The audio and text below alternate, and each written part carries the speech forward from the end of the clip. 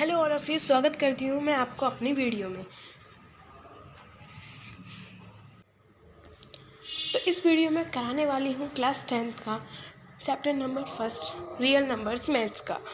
और तो सबसे पहले रियल नंबर्स को पढ़ने के लिए हमने मतलब जितना भी 9th 10th तक पढ़ा हुआ है नंबर्स के बारे में वो रिकॉल करते हैं, मतलब रिपीट करते हैं एक बार को। तो हमने अभी तक जैसे हमने पढ़ा है नंबर्स के बारे में, कुछ होल नंबर्स होते हैं, नेचुरल नंबर्स भी होते हैं, कुछ इवन नंबर होते हैं, कुछ ऑड नंबर होते हैं, और प्राइम नंबर्स, कंपोजिट नंबर और इसी टाइप से कुछ और भी नंबर्स होते हैं। वो नंबर्स हैं हमारे रेशनल और इरेशनल नंबर्स। रेशनल नंबर्स तो आइए हम पढ़ते हैं रेशनल नंबर्स और इरेशनल नंबर्स। तो रेशनल और इरेशनल से पढ़ने से पहले हम कुछ उठाते हैं terminating and non terminating, repeating, और इन चीज़ों को समझ लेते हैं।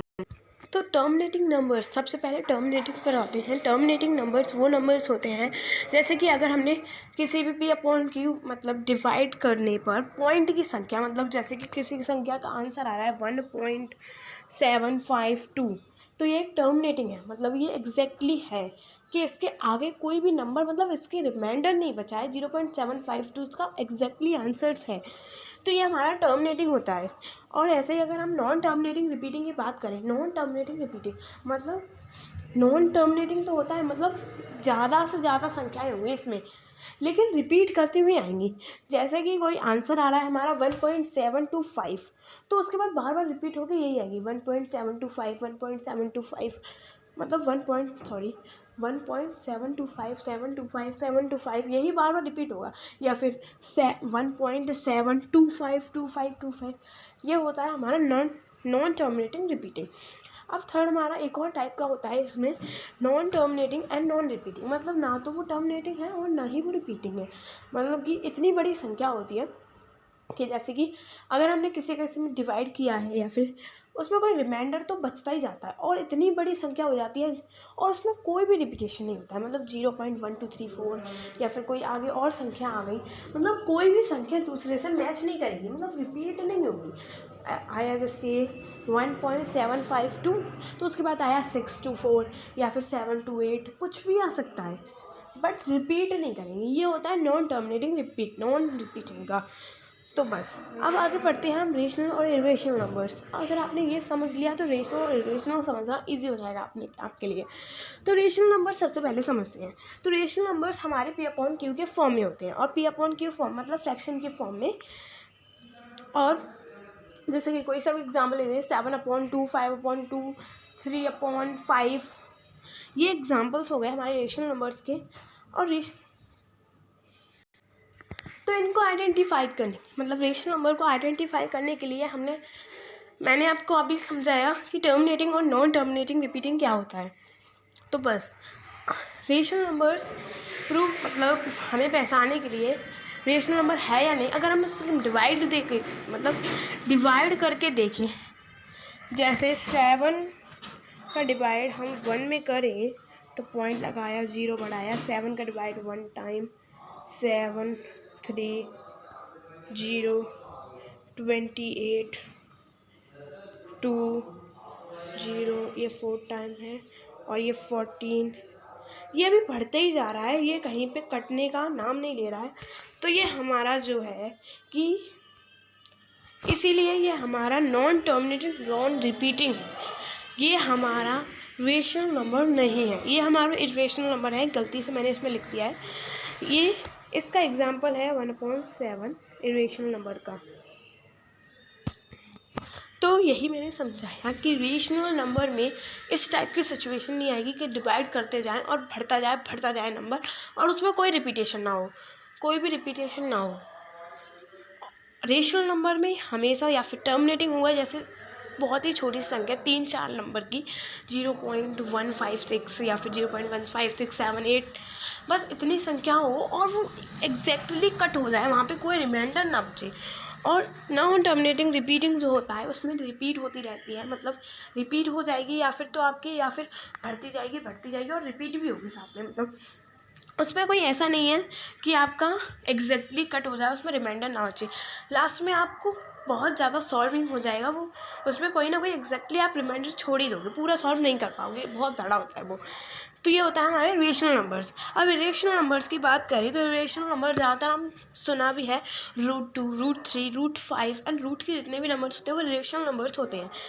और ये नॉन टर्मिनेटिंग नॉन रिपीटिंग होते हैं, ना तो इनमें मतलब बड़ी से बड़ी संख्या होती है, बहुत बड़ी से बड़ी, और साथ ही में रिपीट भी नहीं करती हैं, मतलब कोई भी संख्या बार बार रिपीट ही नहीं करती है, वो होते हैं नॉन टर्मिनेटिंग नॉन रिपीटिंग। तो ये इरेशनल नंबर्स इसी टाइप के होते हैं।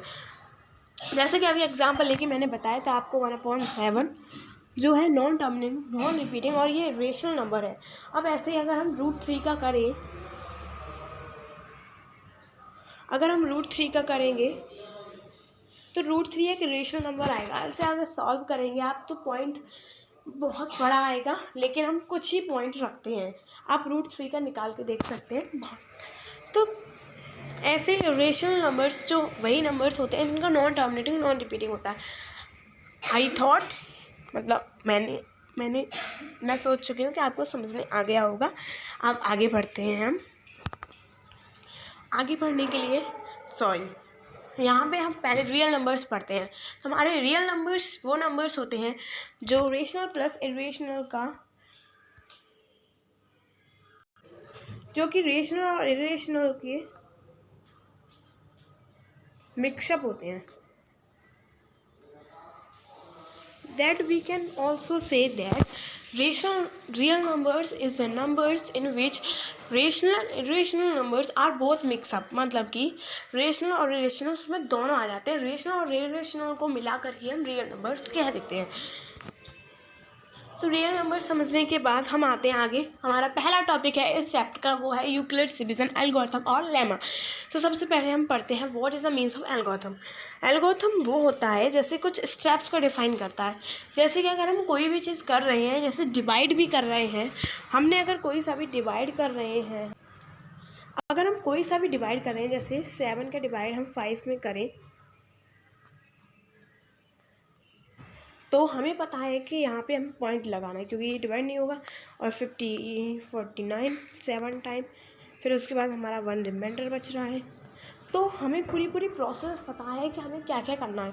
तो ये सब प्रोसेस को ही हम कहते हैं एल्गोरिथम। और यहाँ पे यूक्लिड्स डिवीजन एल्गोरिथम नाम इसलिए दिया गया है क्योंकि यूक्लिड्स साइंटिस्ट ने दिया गया था, और ये एक डिवीज़न एल्गोरिथम है, इसलिए यूक्लिड्स डिवीजन एल्गोरिथम।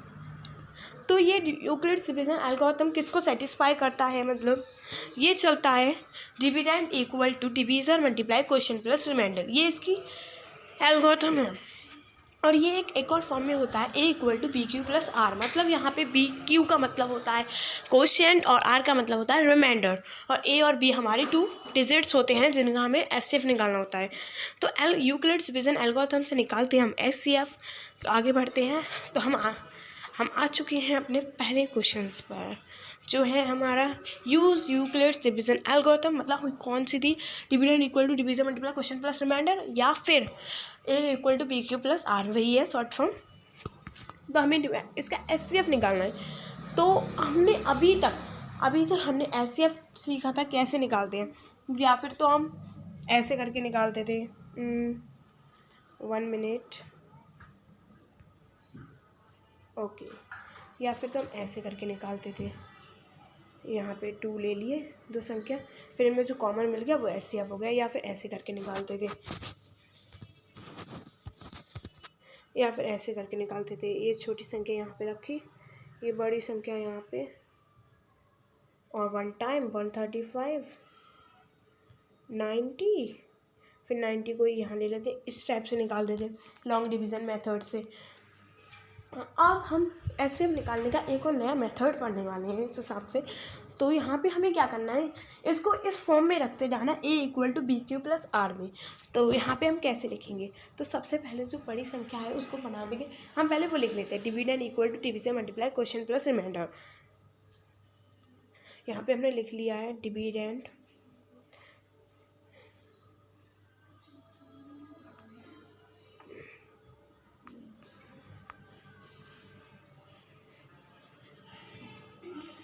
यहाँ पे हमने ये लिखा, तो डिविडेंड हमारा 225 बनेगा, जो इन दोनों में से बड़ी संख्याएं होंगी।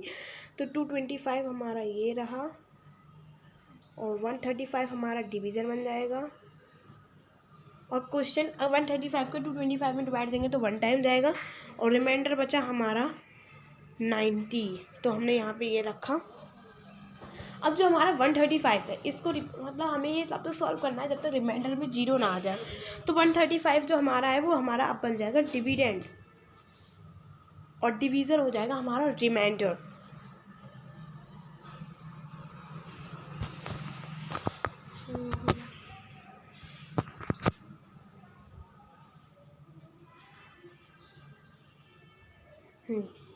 ओके, तो 225 हमारा यहाँ पे है, फिर 135 हो जाएगा, मल्टीप्लाई में 1 + 90, और यहाँ पे 135 हो जाएगा, इधर आ जाएगा, और यहाँ पे रिमाइंडर हो जाएगा हमारा डिवीज़र। तो 90 मल्टीप्लाई, ये 1 टाइम ही जाएगा इससे, और रिमाइंडर हो जाएगा हमारा 45। 45 से ये चला जाएगा 90, सॉरी यहाँ पे 90 आएगा, उस यहाँ पे 45 मल्टीप्लाई 2 टाइम, और प्लस 0 रिमाइंडर। तो ये हमारा 0 आ गया है, और यही हो गया हमारा SCF आ गया हमारा 45। तो ये हमारा इसका SCF हमारा इसका 45 आ चुका है। तो बस इसी टाइप से हम इसको फॉलो करेंगे और आगे निकाल लेंगे। तो हम आगे बढ़ते हैं अपने और टॉपिक पे। वो वाले ये क्वेश्चन तुम्हारे होमवर्क के लिए हैं, इनको नहीं आए तो मुझे डिस्क्रिप्शन बॉक्स पे बता दीजिएगा। तो अब हम आ गए अपने नेक्स्ट टॉपिक पे, वो है the fundamental theorem of arithmetic. The fundamental theorem of arithmetic. तो सबसे पहले इसके लिए एक PYQ भी आ चुका है, और इसको मार्क कर लीजिएगा, इसमें से क्वेश्चंस भी आ जाते हैं। What is fundamental theorem of arithmetic, तो क्या है वो थ्योरम। तो हम पढ़ते हैं, every composite number can be expressed as a product of primes and this factorisation is unique apart from the order in which the prime factors occur. मतलब कि एक कोई सा भी कंपोजिट नंबर है, कोई सा भी कंपोजिट नंबर, जैसे 24 ले लेते हैं हम यहाँ पे, ओके 24 है हमारा। यहाँ पे 24 के अगर हम ये करते हैं तो 2 से 12 टाइम, और 2 से 6 टाइम, 2 से 3 और 3, ये आएंगे हमारे 2 की पावर 3 मल्टीप्लाई 3। तो ये हमारे इसके प्राइम फैक्टर्स हैं।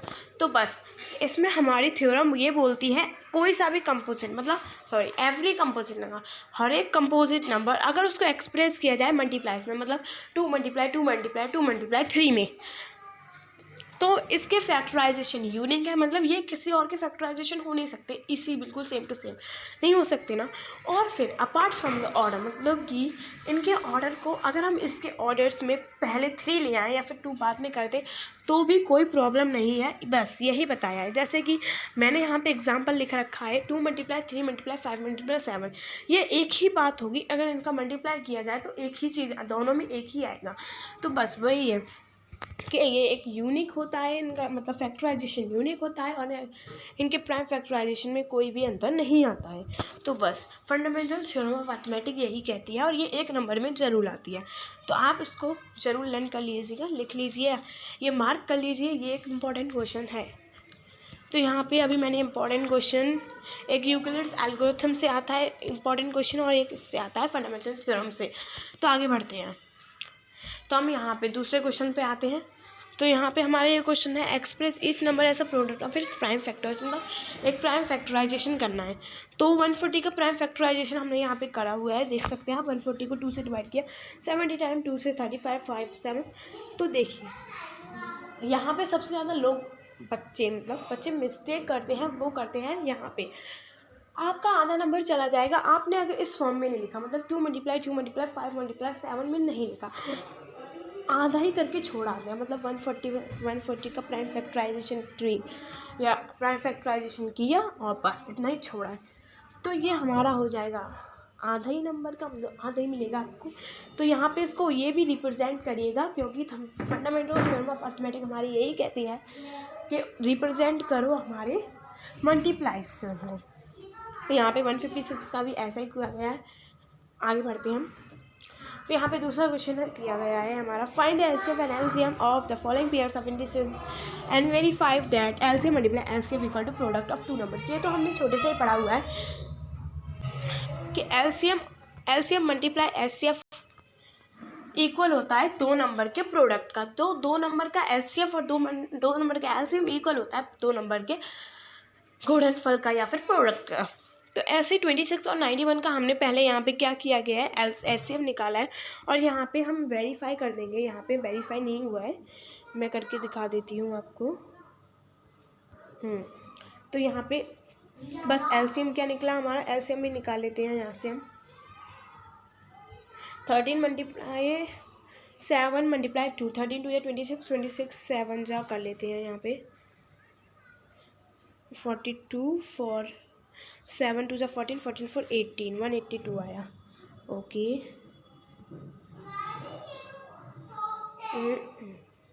तो हमारा ये 182 आ गया है। तो एलसीएम हमारा 182 और 13 आया है। तो 182 एलसीएम की जगह पे रख देते हैं और एचसीएफ की जगह पे 13 रख देते हैं। इन दोनों का मल्टीप्लाई जो होगा वो 26 मल्टीप्लाई 91 के इक्वल में आएगा। तो वो आपका प्रूव होकर सही आ जाएगा। अगर आपने ऐसे एलसीएम सही निकाला है तो ये दोनों इक्वल हो जाएंगी, नहीं तो आपने कहीं मिस्टेक किया है। ओके तो आगे बढ़ते हैं हम दूसरे क्वेश्चन पे। तो दूसरा क्वेश्चन हमारा ये है कि find the LCM and HCF of the following integers by applying the prime factorisation method.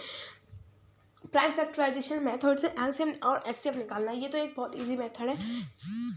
यहाँ पे हमने सॉल्व करके दिखा दिया और आपको ये एक बारी कर लेना है। ओके तो हम आगे बढ़ते हैं। गिवन दैट एचसीएफ मतलब एक ये टाइप का क्वेश्चन जो है वो PYQ है। गिवन दैट मतलब इस टाइप के क्वेश्चन आ जाते हैं। PYQ का क्वेश्चन है ये, गिवन दैट एचसीएफ दो नंबर्स का एचसीएफ दिया गया है और एलसीएम निकालना है। तो एक बहुत ही ईजी क्वेश्चन है, हमने अभी पढ़ा था कि HCF multiply LCM equal to product of two numbers होता है। तो वही हमने यहाँ पे लगाना है और हमें सॉल्व कर देना है बस।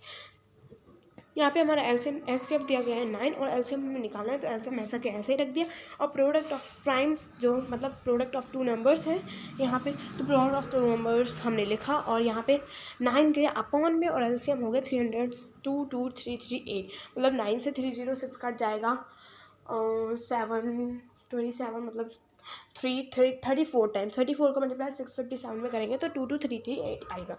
तो हमारा एलसीएम निकल के आ गया। अगर आप सिंपली ऐसे भी निकालेंगे 306 और 657 का एलसीएम निकालेंगे तो यही आएगा, कोई अंतर नहीं होगा। इससे हमारा थोड़ा एलसीएम इजी पड़ जाता है। आगे बढ़ते हैं। तो मार्क कर लीजिए दूसरा इम्पोर्टेंट तीसरा ये चौथा होगा।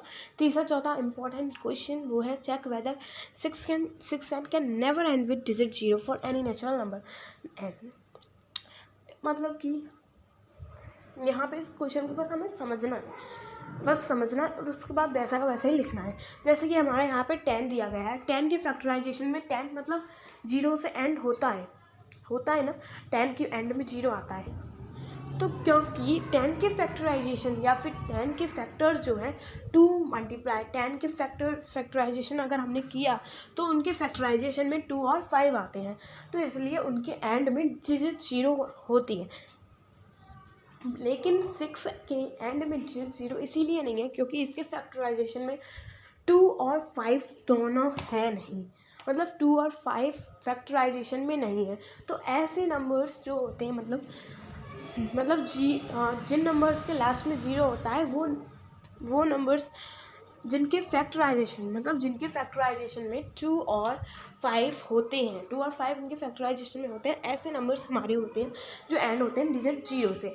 लेकिन हमारा यहाँ पे 6 के साथ ऐसा कुछ है नहीं, क्योंकि अगर इसका फैक्टराइजेशन किया तो 2 मल्टीप्लाई 3 आएगा। तो दिस वॉज नॉट पॉसिबल क्योंकि 2 मल्टीप्लाई 5 ही आना चाहिए हमारा फैक्टराइजेशन में। इसलिए ये हमारा हो जाता है प्रूफ, मतलब हमारा प्रूफ हो गया है कि 6 एंड नेवर भी एंड विद डिजिट 0। कभी हमारा 6 एंड डिजिट 0 से नहीं एंड हो सकता।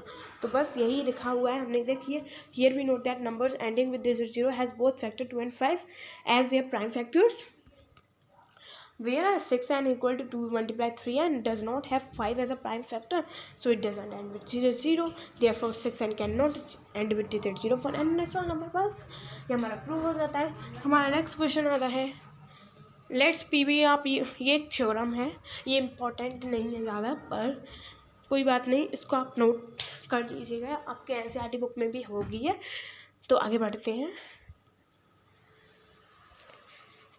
तो prove that √5 is irrational number.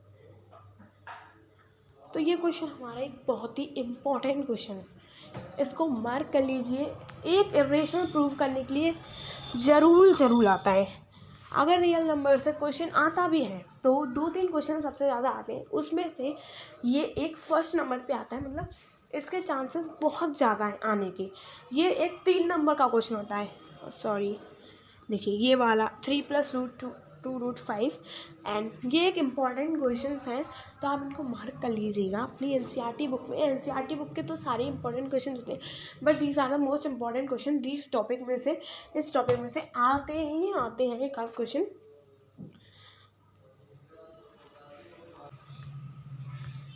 तो हमें प्रूव करने के लिए बोला है कि √5 जो है वो इरेशनल है या रेशनल। तो वी नो दैट कि √5 एक रेशनल है। यहाँ पे रूट का साइन नहीं लगा है, आई थॉट लगा तो रही, ओके। यहाँ पे √5 है, ओके। तो prove that √5 is a rational number, ये प्रूव करना है। वैसे हम सब जानते हैं √5 एक रेशनल नंबर है, बट हमें प्रूव करके बताना है। तो हम इसको ऐसे प्रूव करें, जो हमारी नेक्स्ट पिछली वाली थ्योरम में था हमारा कि p² जो है डिवाइड करता है a को, तो ऐसे ही p डिवाइड कर लेगा a को, तो ऐसे ही यहाँ पे हमें करना है। तो √5 को हम इक्वल में रखते हैं a/b के,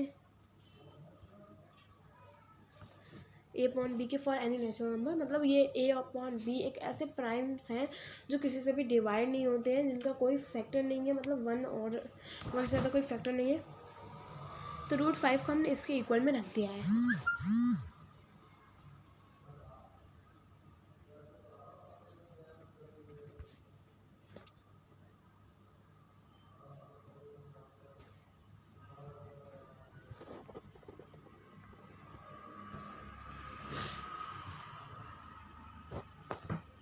ओके, तो अब पढ़ते हैं हम,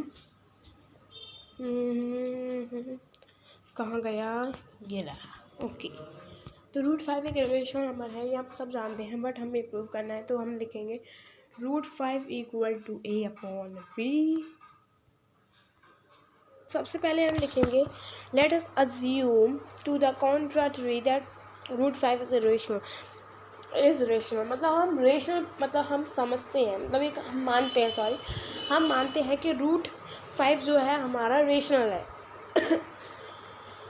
तो बस √5 एक रेशनल नंबर हमने मान लिया, तो ये इक्वल हो जाएगा √5 = a/b हो जाएगा, क्योंकि a/b एक रेशनल नंबर है, क्योंकि p/q के फॉर्म में है, रेशनल नंबर है इसलिए। तो ये इक्वल हो जाएगा √5 = a/b, ऐसे रखा हमने। फिर ये कहाँ पे, ओके लिखती हूँ मैं यहाँ पे,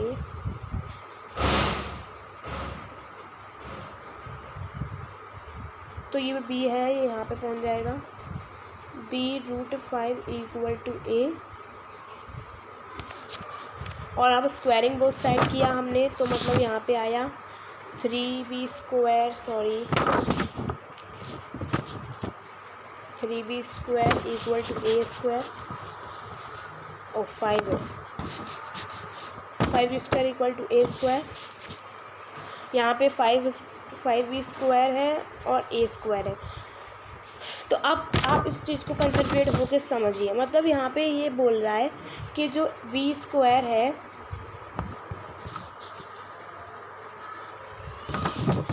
ये आया इसका b² जो है डिवाइड कर रहा है, b² डिवाइड करता है a² को, सॉरी b², यस a² को, तो b डिवाइड्स करेगा a को। आगे हम मान लेंगे, मतलब b की जगह या फिर a की जगह मान लेंगे a = 5c, कुछ भी मान लेते हैं और b को मान लेते हैं। तो फिर आगे उसमें सॉल्व करके हमें निकाल लेना है, तो बस वो गलत प्रूव हो जाएगा, आपको बस गलत प्रूव करना है। आगे बढ़ते हैं हम। तो prove that 3 + √2/5 is irrational number. तो यहाँ पे हमने प्रूव करने के लिए we have to prove 3 + 2 = 5 is rational. Let us assume, मतलब हम इसका अपोजिट अज्यूम करते हैं कि 3 + √2/5 इज रेशनल है, मतलब प्रूव कर लिया कि रेशनल है ये। तो हैंस 3 + √2/5 इक्वल होगा a/b के, तो a/b के इक्वल होगा तो 2 यहाँ पे जो प्लस का 3 है वो उधर जाके माइनस का हो जाएगा, माइनस के तो यहाँ पे एलसीएम हो गया, तो यहाँ पे हो गया ये ओके √5 इक्वल टू हो जाएगा a - 3b/2 के, क्योंकि 2 इधर का मल्टीप्लाई में डिवाइड में आ गया। जैसा कि आपने देखा कि √5 एक रेशनल नंबर है। हम सब जानते हैं इसमें √5 को रेशनल प्रूव करने के लिए नहीं बोला है, इसलिए हम कह सकते हैं कि √5 एक रेशनल नंबर है। तो हम जानते हैं कि √5 एक रेशनल नंबर है और a - 3b/2 भी एक रेशनल नंबर है, क्योंकि ये p/q की फॉर्म में है। तो और हमने नाइन्थ में पढ़ा है कि एक रेशनल नंबर कभी भी इक्वल नहीं होता इरेशनल नंबर्स के। तो बस ये हमारा प्रूव हो गया कि 3 + √2/5 एक इरेशनल नंबर है। हमने जो सोचा था वो गलत था, बस हमें यही लिखना है that is contradiction. 3 + √2/5 √5 can never equal to a - 3b/2b, this is not possible. और फिर लिख देंगे हम, तो 3 + √2/5 hence 3 + √2/5 is a rational number. बस आगे बढ़ते हैं। आगे हमारा दूसरा टॉपिक आता है decimal expansion. Decimal expansion of rational numbers का हमें निकालना है। तो डेसिमल एक्सपेंशन में हमें 2 टाइप्स का हमने अभी भी पढ़ा था, टर्मिनेटिंग एंड नॉन टर्मिनेटिंग। तो बस यहाँ पे टर्मिनेटिंग और नॉन टर्मिनेटिंग लिखा हुआ है। टर्मिनेटिंग मैंने बताया था आपको शुरुआत में ही कि टर्मिनेटिंग जो हमारे नंबर्स होते हैं वो रेशनल होते हैं, और नॉन टर्मिनेटिंग रिपीटिंग रेशनल होते हैं, लेकिन non terminating non repeating irrational number होते हैं। तो बस यही हमारा इसमें है। आगे बढ़ते हैं क्वेश्चंस पे। तो एक क्वेश्चन है हमारा, without actually performing the long division state whether the rational numbers will have a terminating expansion और non terminating repeating decimal expansion. मतलब टर्मिनेटिंग है, नॉन टर्मिनेटिंग है, या नॉन टर्मिनेटिंग नॉन रिपीटिंग है, तो ये हमें बताना है। तो सबसे पहले हमने एग्जाम्पल लिया हुआ है 13/3125 का। 3125 का हमने डिवाइड दिया 13 में। तो अगर हम डिवाइड देंगे तो अगर वो एग्जैक्टली डिवाइड हो जाएगा तो वो हमारा टर्मिनेटिंग होगा। अगर वो एग्जैक्टली डिवाइड नहीं होगा तो वो नॉन टर्मिनेटिंग होगा। मतलब उस नॉन टर्मिनेटिंग में भी 2 टाइप्स होते हैं, नॉन रिपीटिंग और रिपीटिंग। अगर वो उसमें कुछ भी रिपीट हो रहा है तो नॉन रिपीटिंग है, अगर उसमें कुछ भी रिपीट नहीं हो रहा तो नॉन रिपीटिंग है। तो बस हमने यहाँ पे इसका डिवाइड दिया, उसके बाद हमारा ये निकल के आया है इस वाले क्वेश्चन में कि ये है हमारा टर्मिनेटिंग, बिकॉज एग्जैक्टली डिवाइड हो जाता है, इसमें कुछ एलसीएम ही नहीं बचता, और साथ ही में इसमें कुछ भी आगे मतलब डिवाइड भड़काई मतलब कुछ भी बढ़ताई नहीं जा रहा है, बस एक एग्जैक्टली डिवाइड होकर आ गया है, इससे कुछ। तो बस यही है हमारा टर्मिनेटिंग नंबर्स। ओके, तो यहाँ पे हमारा वीडियो हो जाता है एंड। तो बस आज के लिए बस इतना ही। हम अपने कुछ क्वेश्चंस के लिए आगे लेकर आएंगे आपके लिए रियल नंबर्स के कुछ सम क्वेश्चंस, मतलब कुछ इंपॉर्टेंट क्वेश्चंस हम आगे वीडियो में, दूसरी वीडियो कल जो हमारी कल आएगी उसमें आप हमारे लिए तैयार रहिएगा। अगर आप मेरे साथ ही ऐसे पढ़ते रहे तो आप, मुझे पता है 90 से प्लस स्कोर कर जाएंगे। वैसे मेरे भी, क्योंकि मैथ्स में एक मैथ्स सब्जेक्ट ही था जिसमें मेरे एक बहुत ही अच्छे नंबर आते थे, मतलब 75+ आते थे, लेकिन और सब्जेक्ट्स में मेरे नंबर इतने अच्छे नहीं आते थे जितने मैथ्स में आते थे। क्योंकि आप लोग अगर मैथ्स में मेहनत करेंगे तो मैथ्स में आप जरूर नंबर अच्छे ला सकते हैं, क्योंकि मैथ्स एक ऐसा सब्जेक्ट है जिसमें आप नंबर अच्छे स्कोर कर सकते हैं। तो बस thank you for watching my video. और मेरे चैनल को, अगर आपको मेरी वीडियो अच्छी लगी और आपको चाहिए मेरी दूसरी वीडियो की नोटिफिकेशन जल्दी से जल्दी, तो प्लीज़ मेरी वीडियो को सब्सक्राइब कर देना। Bye bye, thank you for watching my video.